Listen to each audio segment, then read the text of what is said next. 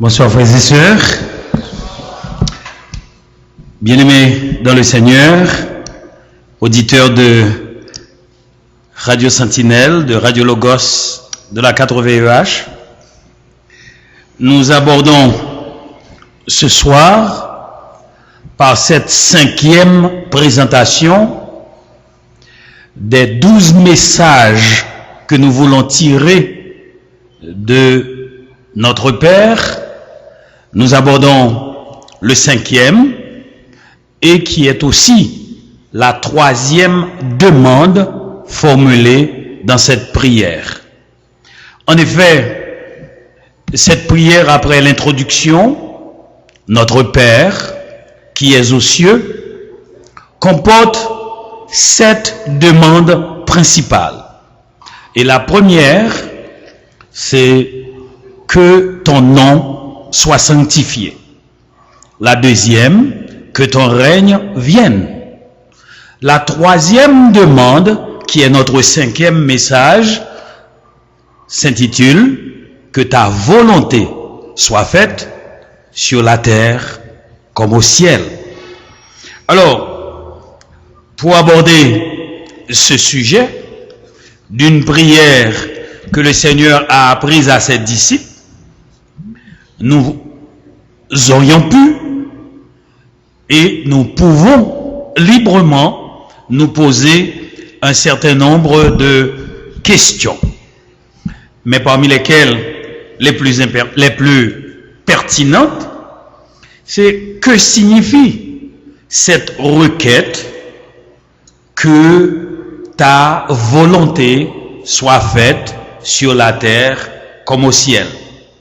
Quel est le sens déterminant de cette requête qui est à la fois une demande, à la fois une supplique et même une exigence filiale vis-à-vis d'un père? Une autre question, qu'est-ce qu'il faut entendre par volonté soit faite? Que ta volonté soit faite. Pourquoi comme au ciel, ou plutôt sur la terre comme au ciel? Quel rapport existe-t-il, ou quels sont les rapports susceptibles d'exister entre la volonté de Dieu, qui doit être faite sur la terre comme au ciel, et la volonté de l'enfant qui s'adresse à ce Père en lui demandant que cette volonté soit faite? Et comment la volonté de Dieu peut-elle être faite en même temps sur la terre aussi bien qu'au ciel et de la même façon? Une autre question encore pertinente, qui est autorisé à soumettre pareille demande et quelle doit être la posture spirituelle ou éthico-morale de celui qui pose cette question? Un ensemble de questionnements qui auraient pu constituer, comme nous l'avons dit récemment, la problématique de notre sujet, de notre thème, ou de la thématique que nous devons étudier, que ta volonté soit faite sur la terre comme au ciel. La question de la volonté de Dieu n'a jamais été mal considérée ou bien ignorée, mais a toujours maintenu une sorte de source permanente de discussion parmi les élèves, les étudiants de la Bible et les théologiens et même les chercheurs. En d'autres termes, cette question de tout temps, de toutes les époques, à travers l'histoire de la chrétienté, à travers l'histoire du christianisme, cette thématique de la volonté de Dieu a toujours retenu l'attention des étudiants, des chercheurs, et plus particulièrement de ceux qui s'intéressent à une branche de la théologie chrétienne qui est la théologie systématique.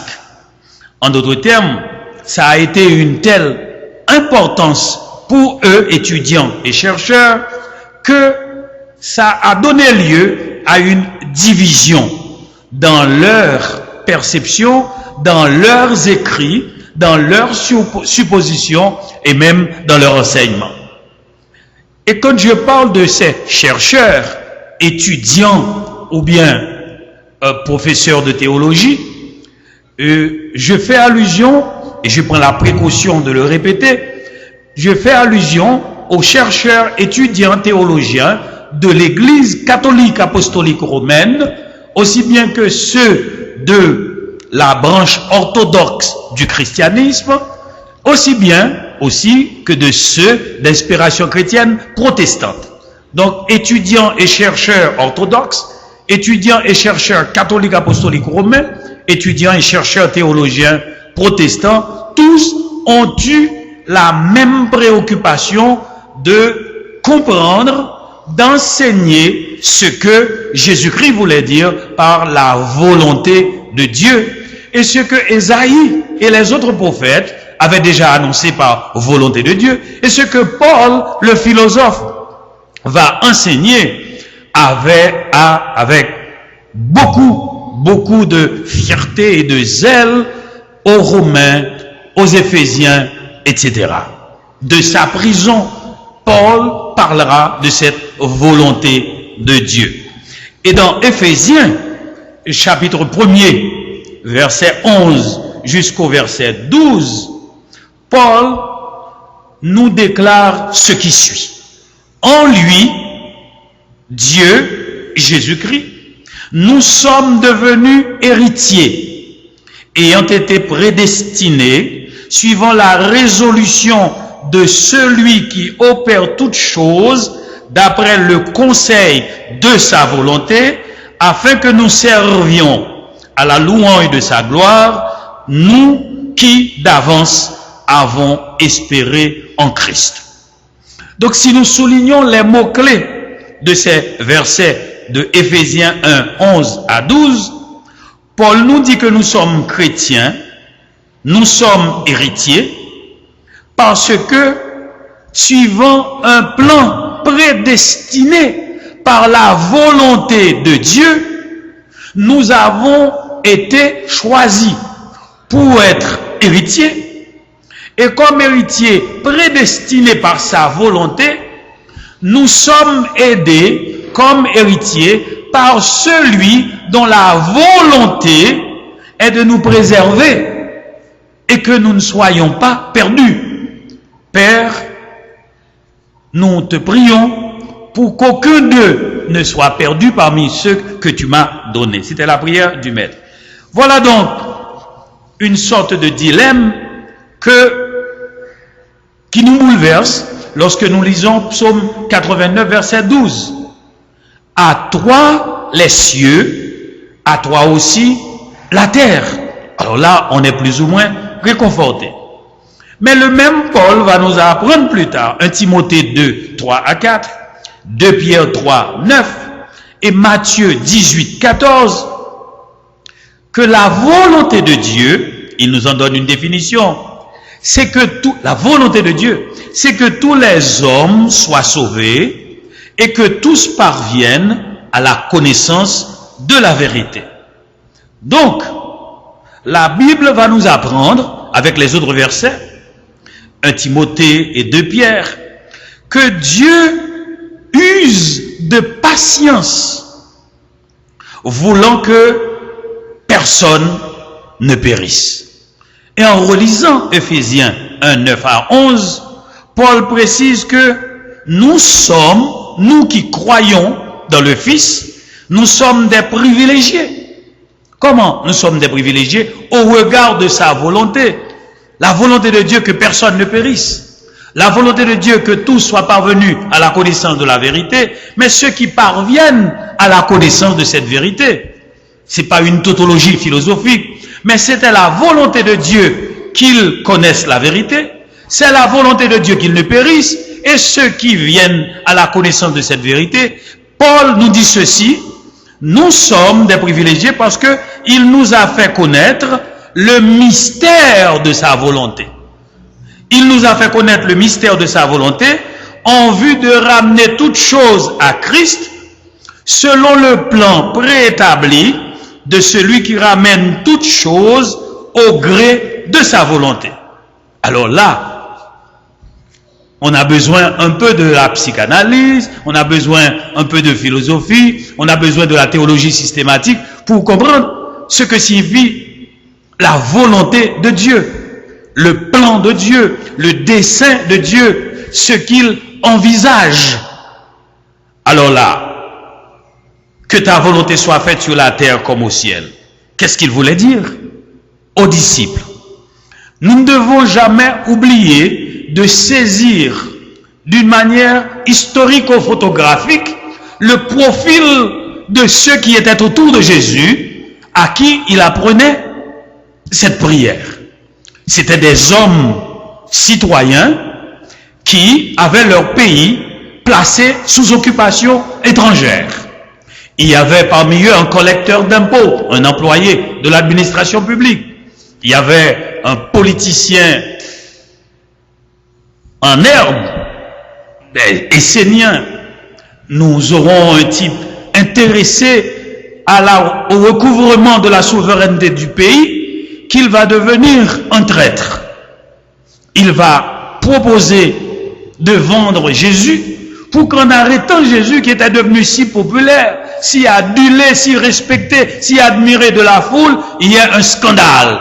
Et au cours de ce scandale, la révolte va éclater, les prisonniers seront libérés et la révolution entraînera la chute de l'Empire romain.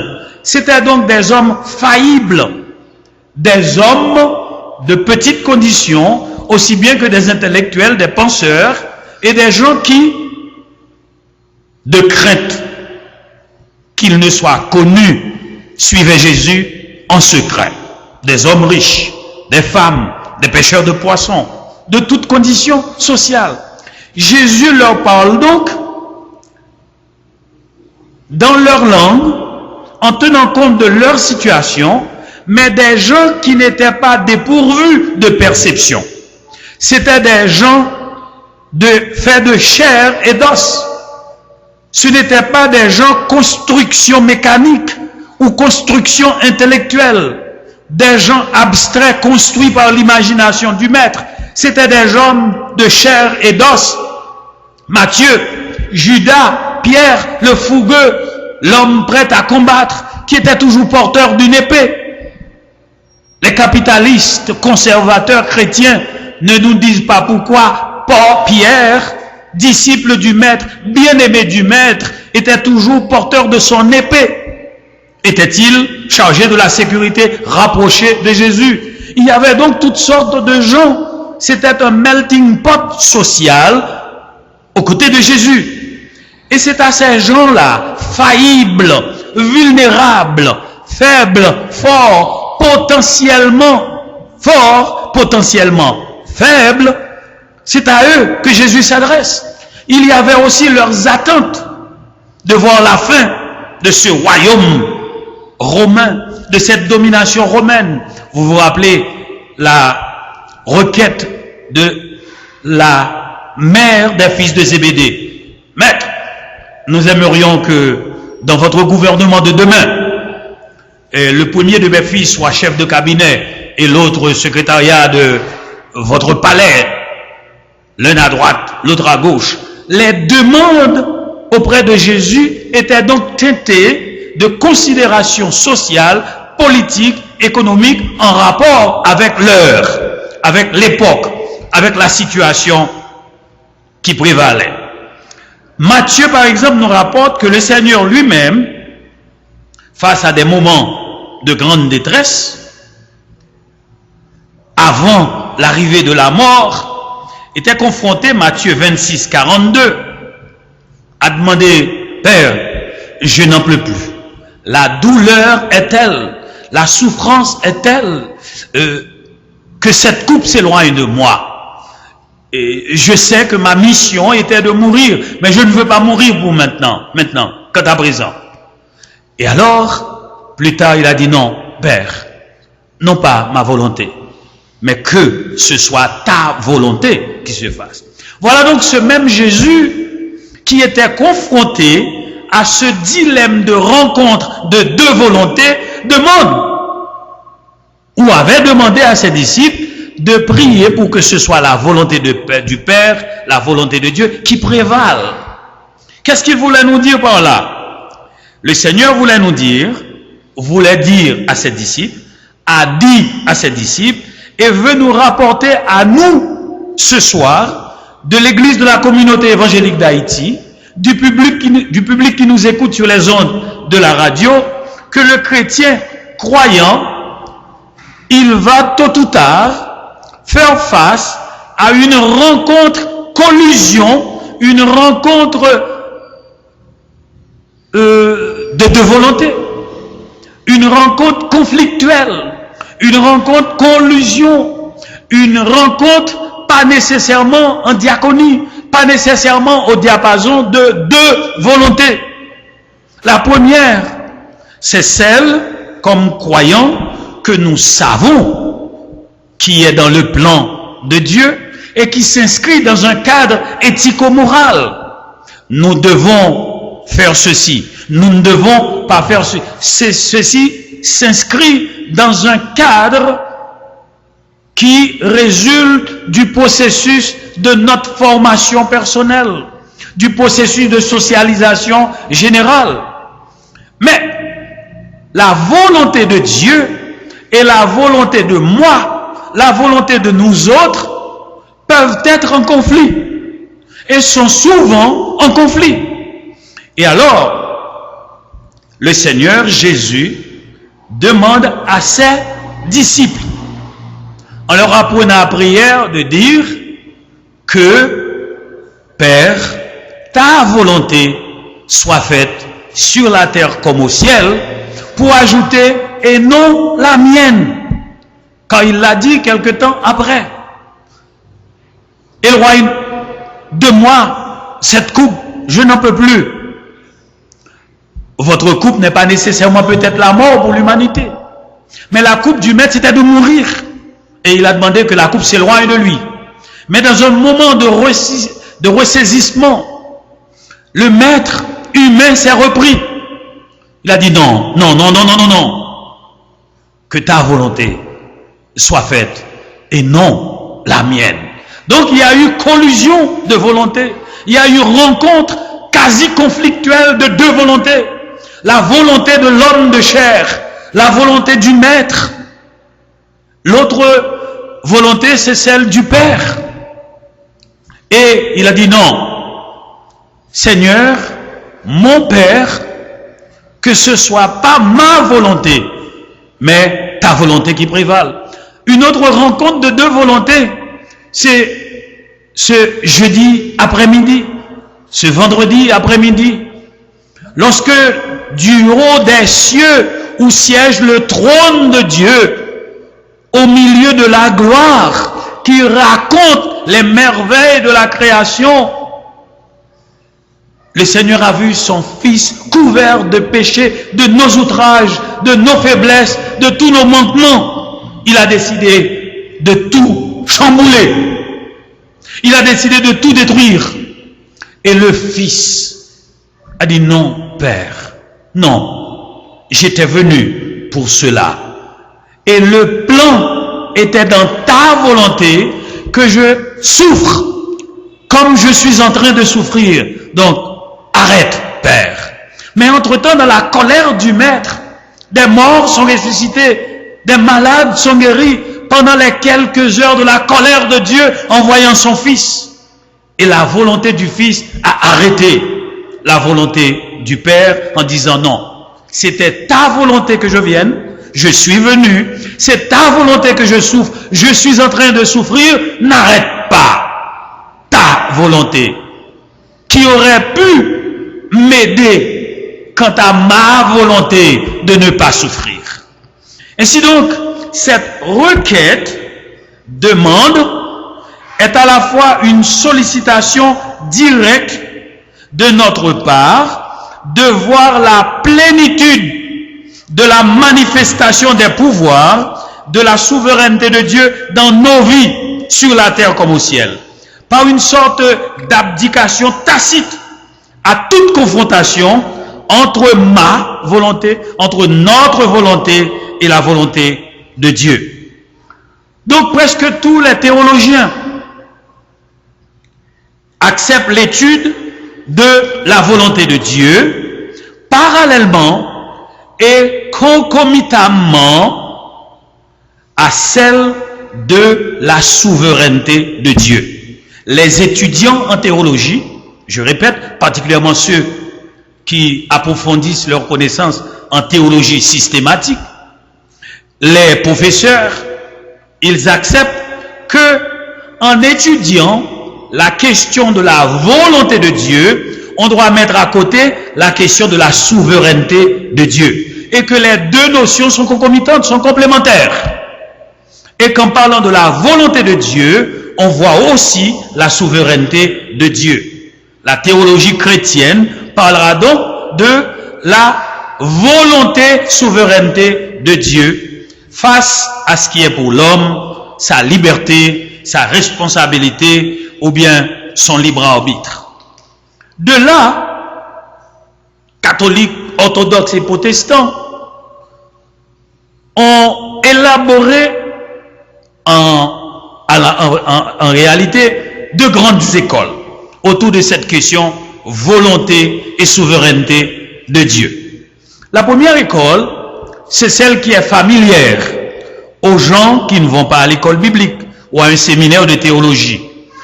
Ils s'arrêtent à la première, la plus facile, la plus connue, qui est une sorte de typologie de la volonté absolue par rapport à la volonté permissive de Dieu. Et dans ce cas, ils disent la volonté absolue ou encore la volonté souveraineté de Dieu. Ils parlent de la volonté souveraineté ou la volonté absolue de Dieu.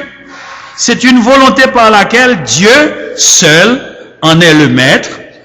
Dieu seul est le décideur. Dieu seul est en contrôle, est au contrôle.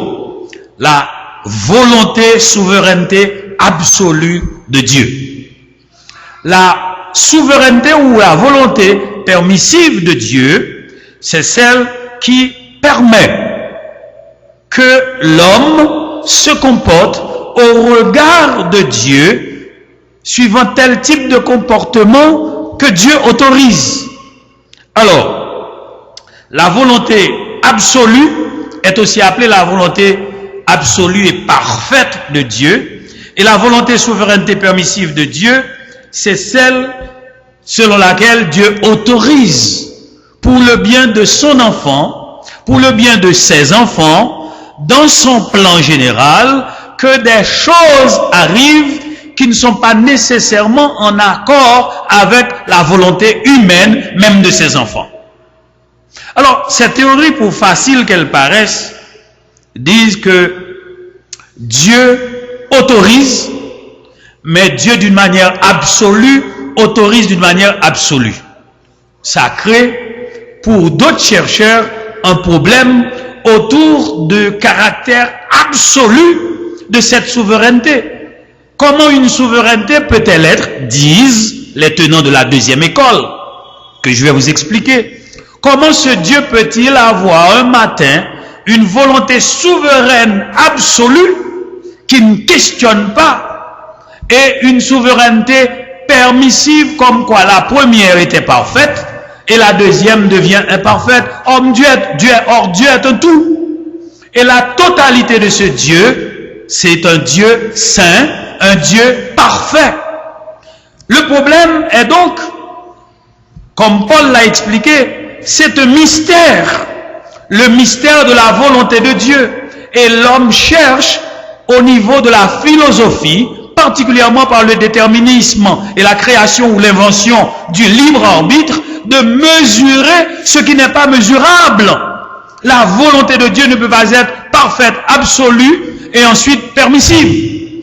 La volonté de Dieu, elle est souveraine. Point final.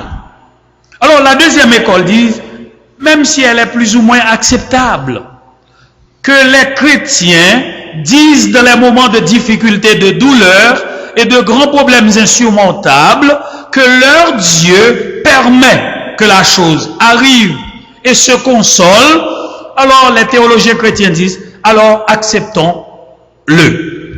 Volonté ou souveraineté absolue de Dieu versus souveraineté permissive de Dieu. Alors eux, qu'est-ce qu'ils préconisent? Cette première école, qui est très connue et très respectée, est questionnée par ceux qui disent il y a dans la première école un ensemble de prétentions limitatives. Et cette école ne tient pas compte de la notion du caractère absolu, comme je vous l'ai dit, du caractère absolu de la volonté et de la perfection de Dieu. Un Dieu parfait, absolument parfait, ne peut pas avoir tantôt une volonté absolue, tantôt une volonté permissive. C'est limiter Dieu, c'est borner Dieu, c'est établir une ou bien des barrières au caractère absolu, parfait, sans limite, sans borne de la volonté souveraineté de Dieu. Et alors, quelle est l'explication des tenants de cette école de la deuxième? Ils disent, il est plus justicieux d'entrevoir la volonté libre de Dieu sous trois aspects. Une première, eux aussi vont venir avec leur typologie. Un premier, c'est la volonté décrétive de Dieu. Alors, ensuite, il y a la volonté nécessaire de Dieu. Et troisièmement, il parle de la volonté préceptive de Dieu. Qu'est-ce qu'ils entendent par là? Donc, alors que la première école, c'est la volonté absolue, la volonté permissive de Dieu, la deuxième école dit non, vous limitez Dieu. Dieu est parfait, il est saint, il est total. Il y a plutôt une lecture de la volonté de Dieu comme étant une volonté parfois nécessaire, parfois préceptive, parfois décrétive. Donc il y aurait trois aspects dans la volonté et souveraineté de Dieu. C'est la volonté nécessaire de Dieu. Alors les tenants de la deuxième école disent, il y a dans le plan souverain de Dieu que souvent sa volonté ou sa souveraineté se manifeste comme conditionnée par sa seule volonté. La volonté de Dieu ne peut être comprise que par la volonté de Dieu. Si Dieu juge nécessaire. Donc Dieu détermine lui-même ce qui est nécessaire et qui peut être compatible à ce qu'il veut faire ou à ce qu'il peut faire. Dieu veut, Dieu peut. Et si Dieu veut et peut, il détermine lui-même par sa propre volonté quand il peut, quand il veut. C'est l'aspect nécessaire pour la deuxième école de la volonté de Dieu. L'autre aspect, c'est à côté de cette volonté nécessaire, où tout ce que Dieu ne peut que vouloir, c'est selon sa propre nature, la volonté préceptive de Dieu, c'est plutôt une volonté qui est révélée, mais cette volonté de Dieu qui est révélée se fait ou est révélée à travers des préceptes. D'où le nom volonté préceptive de Dieu. Il y a des préceptes établis et l'établissement de ces préceptes qui sont révélés sont indicateurs tant de la nature que du fondement, que des conséquences, que des déterminants de la volonté de ce Dieu. Dieu, selon cette école, décide par des préceptes quelle est sa volonté.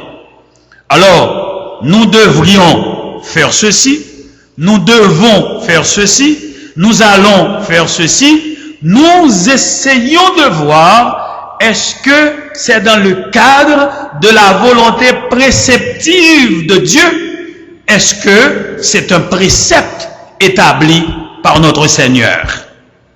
Deutéronome 29, verset 28 par exemple, est un cadre préceptif un cadre de reproduction de préceptes qui inspire celui qui veut connaître la volonté de Dieu et parler de volonté préceptive. Donc, volonté nécessaire, est-ce que Dieu le juge nécessaire? Et c'est lui encore qui détermine si c'est nécessaire ou non. La volonté nécessaire de Dieu. La volonté préceptive de Dieu, il établit des préceptes. Attention mes enfants, attention, et pour vous, etc. Ne vous mélangez pas avec ces gens-là. Vous faites ceci. Sortez du milieu d'eux, car vous êtes mon peuple. Ce sont des volontés, c'est la volonté préceptive de Dieu. Le troisième aspect des tenants de la deuxième école, c'est la volonté décrétive de Dieu. Cette volonté décrétive de Dieu est constitutive de l'ensemble des décrets de Dieu, et ce sont des décrets pris par Dieu sans consulter qui que ce soit, sans consulter les autres, sans consulter les anges. Il détermine d'un plan pour le monde. Et il crée lui-même, dans sa volonté décrétive, dans sa souveraineté décrétive, ce qui arrivera à la fin des temps. Et il arrivera un temps où Dieu établira sa domination, son plan sur le monde, sa gouvernance sur le monde. Quand est-ce que cela va-t-il arriver? Les disciples étaient intéressés à savoir, mais quand est-ce que ça va venir, la fin du monde, pour que le monde, ton royaume vienne? Il dit, je ne sais pas. Mais tu es Jésus, tu es le Fils. Non, je ne sais pas. Et le jour? Non, le Père seul a décidé. Et le Père seul le sait. Ceci rentre dans le cadre de la volonté décrétive de Dieu. Le plan de Dieu pour l'humanité. Le plan de Dieu pour le monde, le plan de Dieu pour le monde, les perdus, les sauvés, et ce qui arrivera à la fin des temps, le renouvellement des choses, l'ancienne terre qui a disparu, les nouvelles terres, la nouvelle terre, les nouveaux cieux, c'est dans le plan de Dieu, et ceci s'inscrit dans un cadre explicatif que la deuxième école appelle la volonté, souveraineté décrétive de Dieu. Alors là, l'histoire du monde, c'est Dieu qui définit comment ça va commencer, comment ça va se poursuivre à travers un plan de rachat par son Fils, et ensuite un plan déterminant et final à la fin, et qui questionnera même les pouvoirs dominants du monde d'aujourd'hui. Alors, si généralement les étudiants en théologie systématique s'arrêtent sur la volonté absolue et parfaite de Dieu par rapport à la volonté permissive, la deuxième école, à la vérité, en fait, n'est pas contraire à la première. Je ne sais si vous vous êtes rendu compte, les deux écoles se complètent. Et il n'y a aucune contradiction entre les deux écoles. Une qui dit c'est la volonté absolue, souveraine de Dieu, et l'autre c'est une volonté permissive de Dieu, par autorisation de ce même Dieu lui-même. Les deux autres, que ce soit la volonté nécessaire, la volonté préceptive ou la volonté décrétive de Dieu, les deux écoles se rencontrent et on ne doit pas parler de contradiction, mais plutôt de complémentarité. Il y a donc une sorte d'articulation, de complémentarité entre la volonté souveraineté libre, absolue, permissive de Dieu et celle nécessaire, préceptive ou décrétive. Il ne peut pas y avoir de contradiction entre la volonté de Dieu au niveau de ces deux écoles. Je répète encore, il y a plutôt complémentarité. Mais cette volonté de Dieu se fait et doit être faite quand? Hier, aujourd'hui et demain. Où? Sur la terre. Ça a commencé. La volonté que vous ayez choisie, préceptive, décrétive, nécessaire, et puis par autorisation permissive ou bien absolue de Dieu, ça a commencé à un certain moment dans le ciel. C'est poursuivi sur la terre. il y a déjà 2018 années et plus que ça. Et ça va se poursuivre. La volonté de Dieu s'inscrit donc dans ce cadre d'un processus permanent et continu. Et en même temps, de la même manière voulue par notre Dieu. Alors, récapitulons. Que ta volonté soit faite sur la terre comme au ciel. Volonté absolue de Dieu. Volonté permissive de Dieu. Volonté nécessaire de Dieu. Volonté préceptive de Dieu. Volonté décrétive de Dieu.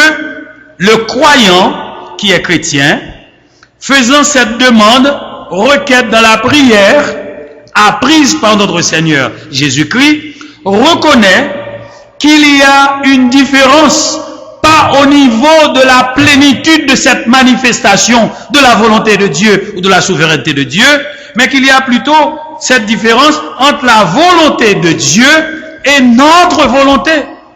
Le conflit ou la rencontre conflictuelle ou la rencontre d'adhésion, pas par confusion, mais une rencontre d'adhésion, et que nous devons constamment rechercher et découvrir quelle est la volonté de Dieu pour moi, pour nous comme collectivité chrétienne, pour ma maison, pour ma famille, pour mon église. Quelle est la volonté de Dieu, et rechercher à travers des signes pour découvrir quel est le plan de Dieu.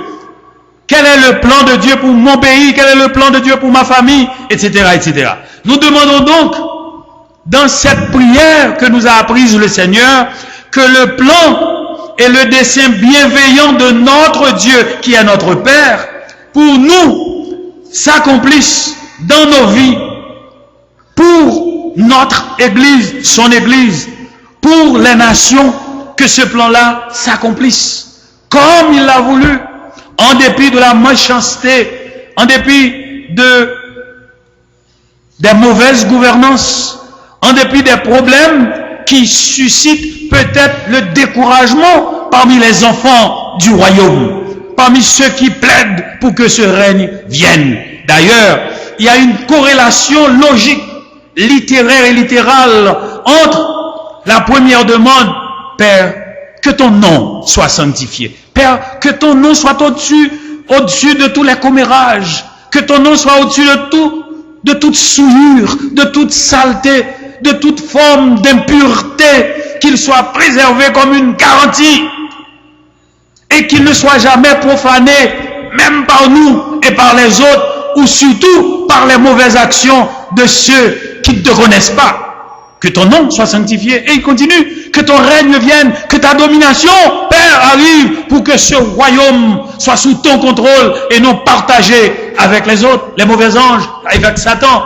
Et finalement, Père, la troisième demande des 7 demandes de la prière, que ta volonté soit faite sur la terre comme au ciel. Donc nous demandons, en même temps nous reconnaissons que se réalise pleinement sur la terre le plan, projet et dessein que Dieu a eu comme dessein de bienveillance qu'il a eu pour l'humanité sur la terre, tels qu'ils ont été faits, qu'ils se poursuivent, qui vont être faits un jour sur la terre. Nous reconnaissons aussi, en disant que ta volonté soit faite sur la terre comme au ciel, en le disant comme disciples, nous reconnaissons nos limites, nous reconnaissons les obstacles à une rencontre permanente, continue, de bonne aloi avec notre Dieu. Nous reconnaissons qu'il y a des barrières qui entravent nos rapports de convivialité spirituelle avec notre Père et qui établissent pour nous des priorités. D'autant plus que nous autres qui prions, nous disons Père à quelqu'un qui est aussi Sauveur et Seigneur. Et s'il est notre Père, nous sommes des enfants. S'il est notre Sauveur, nous sommes des rachetés, des sauvés par grâce. Et s'il est notre Seigneur, nous sommes des serviteurs. Donc nous avons 3 statuts par rapport à ce Adonai. Et le mot utilisé, c'est le mot Adonai, le Dieu, l'Éternel, souverain, maître de toutes choses. Mais ce maître est pour nous un maître, un Adonai, quand nous sommes des serviteurs. Ce même, il est aussi un sauveur. Jéhovah Jireh ou Gypsy, qui signifie que nous sommes des sauvés par grâce, par privilège. Mais ce même Père change aussi notre statut. Ce même Dieu change aussi notre statut. Lorsque nous nous adressons à lui comme Père, nous sommes des enfants, établissant ainsi des liens de filiation. Le Christ a eu lui-même à vivre les intenses moments de cette confrontation de deux volontés. Père, s'il le faut, que cette coupe s'éloigne de moi. Mais par la suite, se ressaisissant, il a dit, non, que ce soit ta volonté. C'est ce moment de constat des réalités troublantes de la vie qui parfois nous rapproche de la recherche de la connaissance de Dieu pour découvrir sa volonté dans notre vie. Les maladies, les souffrances. Et ici pour le Christ, c'était la mort. Mais il nous a laissé des paroles de grande consolation que nous répétons souvent, parfois en les rabâchant, mais sur lesquelles nous aurions dû et nous devons méditer. Père, ce que tu veux vaut plus que ce que je veux, que ce soit ta volonté et non la mienne. Adonai, le Maître.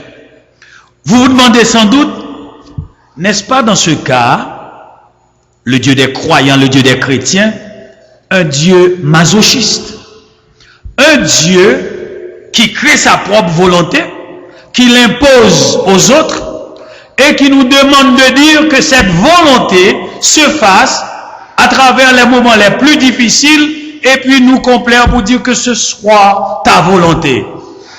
C'est un Dieu manipulateur, c'est un Dieu aliénant ou bien à volonté aliénante, un masochiste.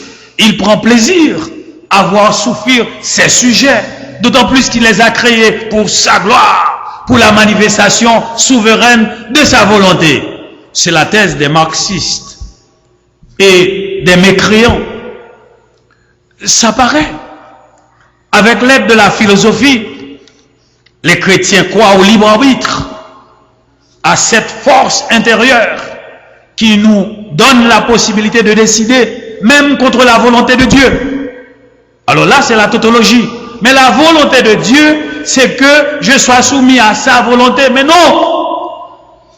Le juste répond, nous sommes détenteurs d'une liberté contre laquelle Dieu ne s'oppose pas et sur laquelle Dieu ne transige pas. Il n'intervient pas sur le champ de notre libre arbitre.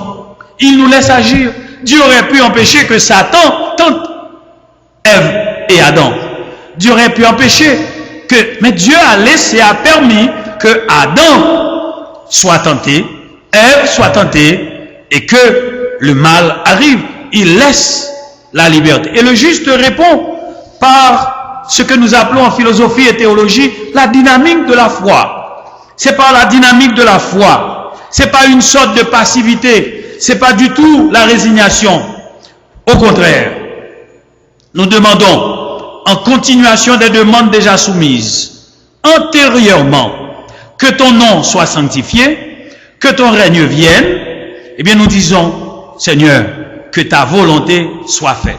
Face à nos moi personnels, face à nos propres désirs, face à nos rêves, face à nos nous-mêmes, face à nos fantasmes. Le croyant comme enfant de Dieu fait référence à la dynamique de la foi. Il dépose ses fardeaux aux pieds de son Père et comme un enfant confiant, il se répète comme le Christ. Père, que ta volonté soit faite et non la mienne dans ma propre vie. Que ta volonté soit faite dans la vie de ma famille, dans mon église, dans ma communauté, dans ma ville, dans mon pays, dans le monde. Car je reconnais ta volonté nécessaire, absolue, préceptive, décrétive ou bien tout simplement ordinaire. Alors suivant Éphésiens, donc nous répétons, nous sommes en Christ, devenus héritiers, prédestinés suivant la résolution de celui qui opère toutes choses d'après le conseil de sa volonté pour sa gloire, et seul cette dynamique de la foi, soutenue par le libre arbitre, peut nous aider à comprendre la volonté de notre Dieu, à mesurer notre propre volonté par rapport au libre arbitre et répéter que nous sommes pourtant libres. Nous sommes libres même de choisir ce que Dieu n'aime pas. En classe de philosophie, nous avons appris en étudiant la question du libre arbitre, de la liberté, de la responsabilité, de conscience et de décision, que dans la vie, nous devons nécessairement choisir et qu'il n'y a pas de neutralité dans le choix. Et que souvent, le pédant, intellectuel ou ignorant, qui prétend pouvoir ou ne pas vouloir choisir, a choisi, car en ne choisissant pas, il a choisi de ne pas choisir. Il n'y a donc pas de neutralité dans la question de choix. C'est la même question pour notre Seigneur. Il nous laisse la possibilité, par l'usage du libre arbitre, de choisir, même de rejeter sa volonté contre nous-mêmes, même parfois volonté qui aurait pu nous préserver du mal, nous préserver d'autres choses.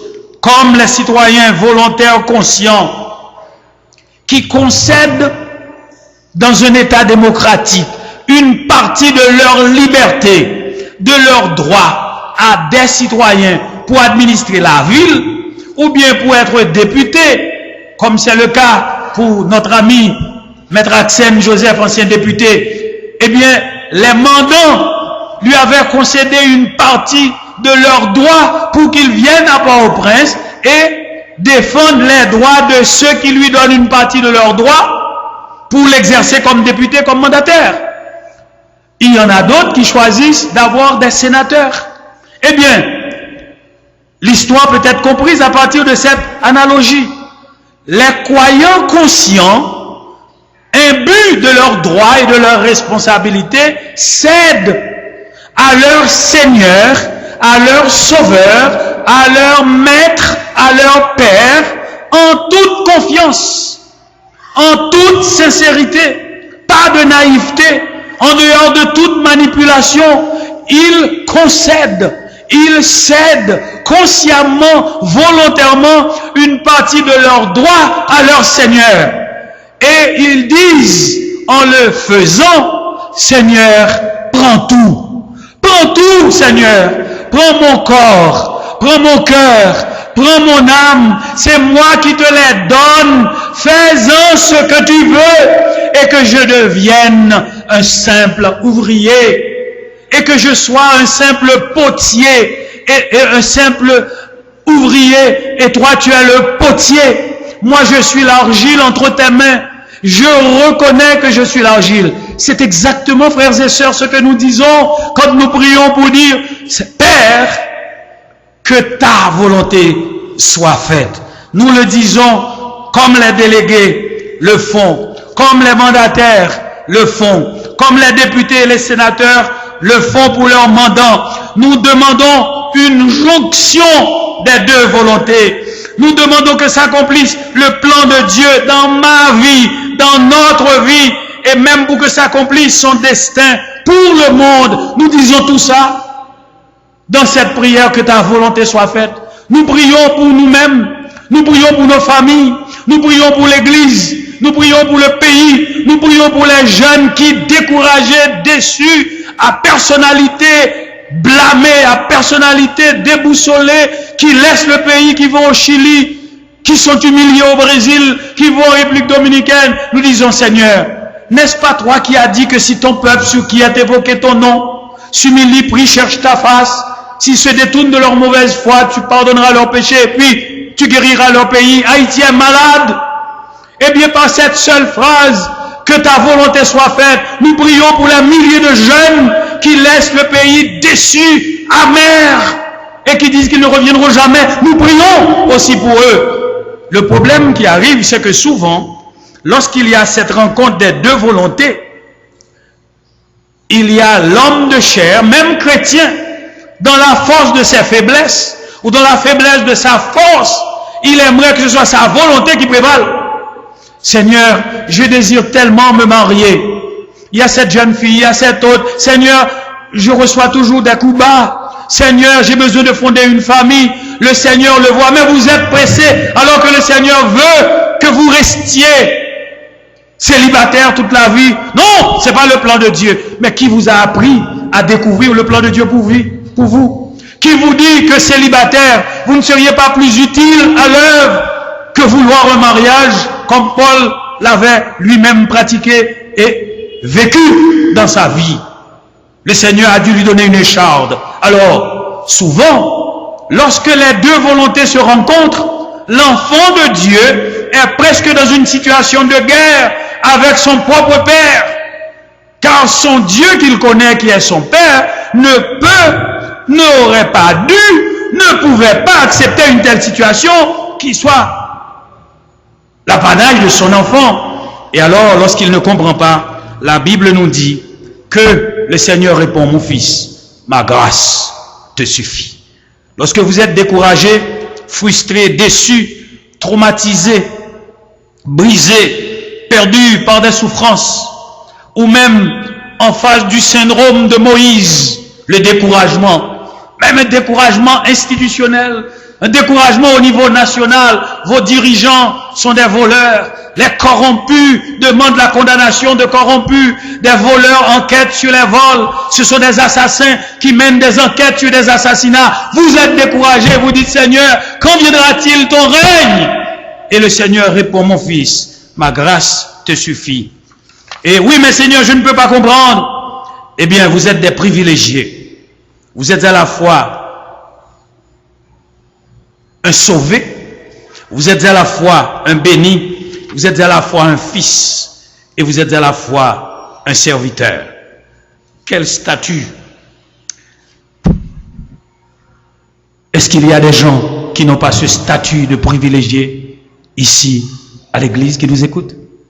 Est-ce qu'il y a des gens à travers le pays qui n'ont pas ce triple statut de fils, serviteur et sauvé face à un Père, à un Sauveur et à un Seigneur? Jean 1,12 vous donne l'occasion exceptionnelle de devenir enfant de Dieu.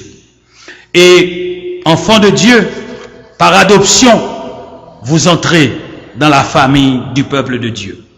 Voici ce qui est résumé dans un catéchisme de l'Église catholique autour de cette prière du Seigneur par rapport aux chrétiens.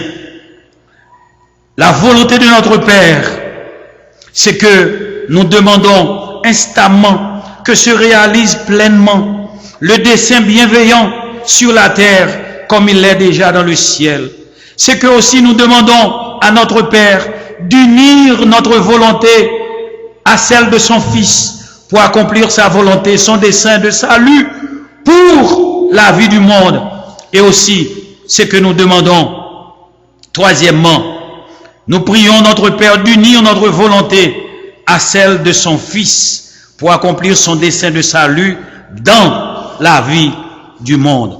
Les croyants, enfants de Dieu, autorisent le Seigneur, autorisent Dieu à détenir, à avoir et à maintenir un droit de veto sur sa volonté, sur leur volonté. Les enfants de Dieu disent: Maître, je suis libre, je sais que je suis libre, je suis indépendant, je suis grand monde, mais je te donne une partie de mes droits et de mes pouvoirs, et je te donne une possibilité légale d'exercer sur moi, sur ma vie, un droit de veto pour dire non, je ne veux pas cela pour toi, parce que mieux que quiconque, tu me connais, Père. Alors je t'autorise à exercer ce droit de veto sur moi, dans ma vie et dans toutes les actions de ma vie. Que ta volonté soit faite, Père, sur la terre comme au ciel, à commencer dans ma vie, dans la vie de ma famille, dans la vie de ma communauté, dans celle de mon église et aussi dans celle de mon pays et dans la vie du monde. Que le Seigneur vous bénisse.